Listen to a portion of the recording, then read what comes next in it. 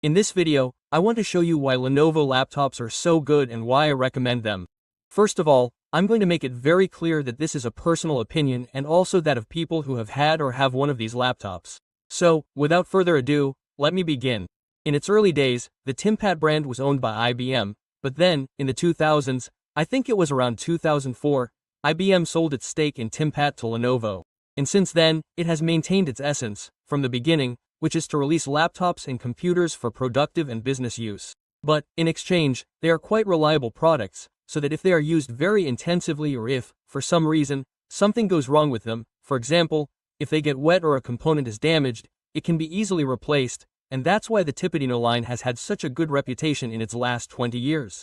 It has maintained its essence of releasing these types of reliable laptops. So, once this is concluded, why is the ThinkPad line good?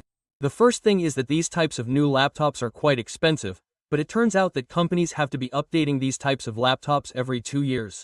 So, what many of the companies that collect these types of laptops do is sell them wholesale to retail stores or to people who can buy them, which, well, turns out to be a very good deal because, well, they have batteries in very good condition or they are going to have minimal details. Which, well, for example, this one, the one I have here has some aesthetic details, but the rest works excellently well.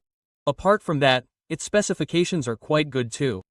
For example, most of the latest ThinkPads will have Intel-Core i3, Core 5, Core 7 processors or even some with Intel sewn, although it is very rare to see them, but you can also see them with AMD Ryzen, whether it is the 3, 5, or 7.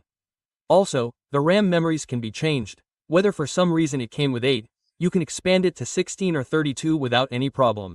Also, many ThinkPad laptops can have the network card changed and the hard drive changed for an SSD and so on. So, what happens with that? You can update certain components and they would not become obsolete in a short time, but it would take much longer. Another thing that I think is very good about ThinkPads is that they have been the most reliable laptops and computers on the market. That it is very rare for this type of laptop to fail for any reason or motive, and if, for any reason, something happens to them, you can change a component easily and simply. And the best thing is that you don't need a technician for that type of thing. In fact, you can watch YouTube videos and tutorials on how to solve a problem. And the other point that I think is the best of all is that for productivity, for daily use and even in some cases for gaming, this is quite good for little money. And the thing is, when you have quite good specifications, a good processor, good RAM, a good graphics card, and also, other things that are quite top-notch, it makes this type of laptop for companies somewhat obsolete, or no longer useful for the use of a normal, everyday user. This turns out to be quite good, quite cool. And so let's forget about buying a new laptop altogether, but rather one of these reconditioned ones or the ones that are being sold as a bargain or at a clearance sale. So, as I said, this is a personal opinion, and without taking into account that there's a large community of these types of laptops that develop drivers, do things with Linux, and in short, Lenovo's support is also quite good, because you can get drivers, you can also get drivers for both Windows and Linux, easily and simply. What's more, you don't even need to download them from Lenovo's website. Even if you use Windows, even Microsoft updates it by itself, like in this case I installed Windows 11 on this Yoga 11e and everything worked for me. I didn't have to install anything at all and everything was installed easily.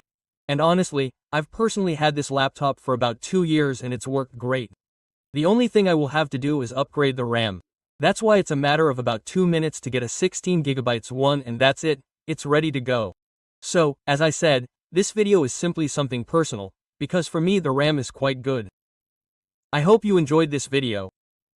Let me know by giving it a like, subscribing, hitting the bell on all of them, and I'll see you next time.